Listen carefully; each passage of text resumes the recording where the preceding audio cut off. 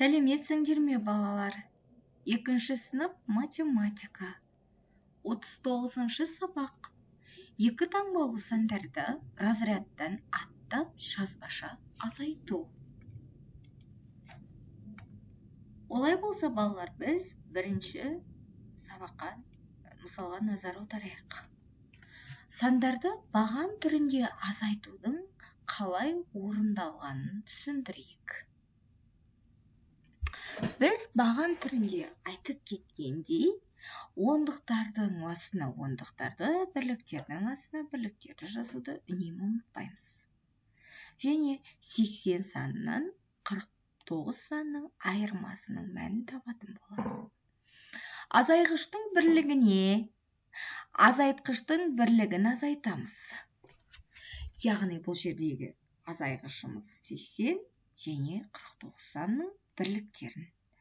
Яғни бірліктен бастаймыз. 0-ден 9 азайтылмайды. Содан соң біз алдындағы көршіміз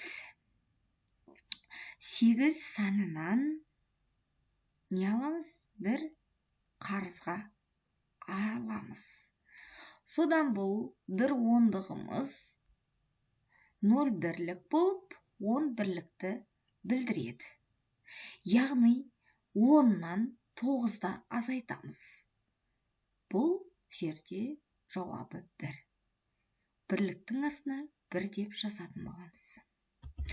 Енді ұмытпаймыз, 8 санның үстіне нүкте қойдық. Неге нүкте қойдық? Себебі біз біреуі азайғыштың ондығынан азайтқыштың ондығын азайтқан кезде 8 ондық болған еді.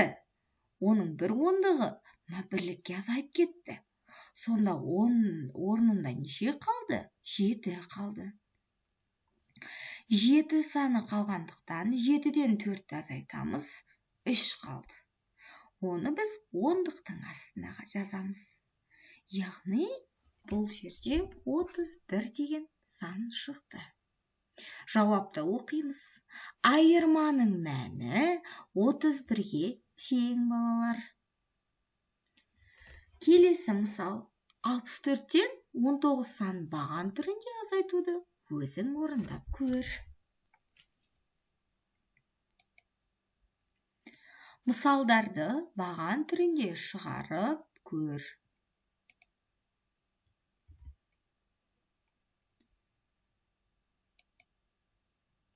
Сөйлемді оқы, сұрақ қойып, оны есепке айналдыр. Есепті шығар. Қане, балалар? 2-ші А сыныбында 27 бала бар. Ал 2-ші Ә сыныбында 25 бала бар. Қандай сұрақ қойсақ болады? Әрине, біз бұл жерде 2-ші А сыныбынан қарағанда 2-ші Ә сыныбы неше балаға кем десек болады. Немесе 2-ші А сыныбы 2-ші Ә сыныбынан неше балаға артық деп сұрақ қоюға болады. Қане, осы сұрақты қоя отырып, есепті шығарып көр.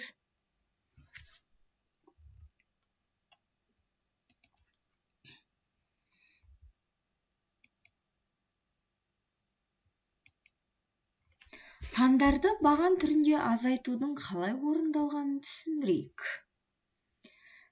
Біз бұл жерде, балалар, 100-ді не екенін өткен сабақта айтқанбыз. Яғни 100 саны 3 таңбалы сан. 100-дік, 10-дық бірліктен тұрады. 100-ден азайтамыз 35 санын. Бұл жерде, балалар, азайғыштың бірлігінен азайтқыштың бірлігін азайтамыз. Ол деген сөз 0-ден 5-ті азайтамыз. 5 қалады.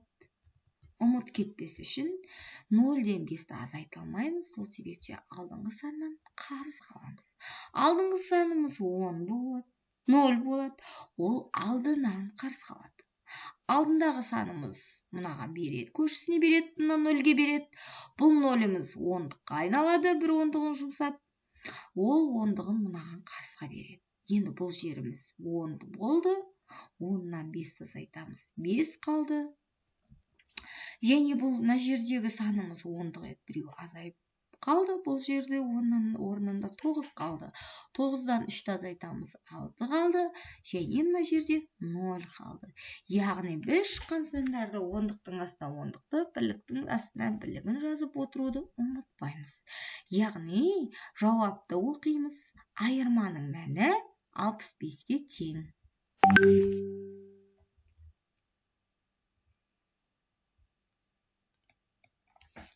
Енді балалар, үшінші мысал.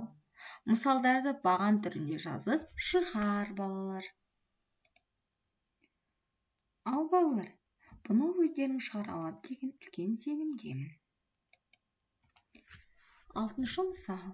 Өрнектер құр және олардың мәнін тап.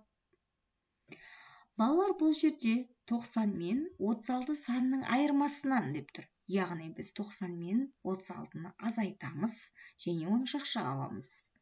Ол жақшаның сыртына азайту, 22 азайту деп жазамыз. Және мәнін есептеп табамыз. Нұсқасы 100-ден 40 пен Б санының айырмасын азайту. Мұндағы Б тең 29-ға.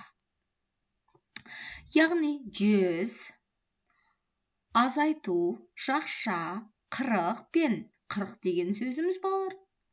Д-ның орнында 29, 40 пен 29 сан айырмасы деп тұр. Яғни екеуін азайтып жақшаға аламыз. Тең олардың мәнін есептеп табатын боламыз. Балалар, 7-ші мысал. Үй жұмысы. Мысалдарды баған түрінде жазып шығарамыз.